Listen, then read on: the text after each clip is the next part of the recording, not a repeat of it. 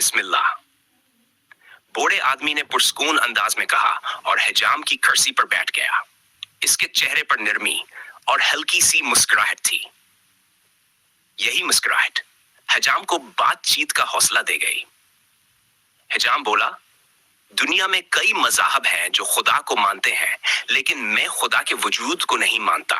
بوڑھا نرمی سے مسکرایا اور پوچھا، کیوں نہیں مانتے بیٹا؟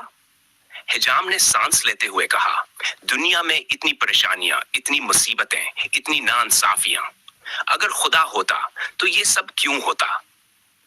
بوڑھے نے چند لمحے حجام کو دیکھا، پھر آہستہ سے بولا، میں بھی اس دنیا میں حجام کے وجود کو نہیں مانتا۔ حجام چونک گیا، کیا؟ آپ کیا کہہ رہے ہیں؟ میں تو خود موجود ہوں۔ بوڑھے نے دکان کے باہر اشارہ کیا۔ ایک آدمی جس کے بال لمبے، الجھے ہوئے اور گندے تھے۔ بوڑھا بولا، کیا تم اس کے بال دیکھ رہے ہو؟ حجام نے کہا، جی ہاں، مگر اس کا اس بات سے کیا تعلق؟ بوڑھے نے مسکرا کر کہا، اگر حجام ہوتے تو ایسے بالوں والے لوگ نہ ہوتے۔ حجام فوراً بولا، ہم موجود ہیں مگر وہ ہمارے پاس نہیں آتے۔ بوڑھا گہری مسکراہٹ کے ساتھ بولا، بالکل ایسے ہی اللہ بھی موجود ہے، مگر لوگ ہدایت کے لیے اس کی طرف رجوع نہیں کرتے۔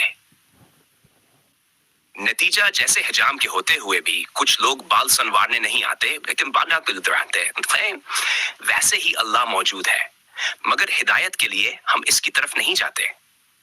مسئلہ اللہ کی عدم موجودگی نہیں، ہماری اللہ سے دوری ہے۔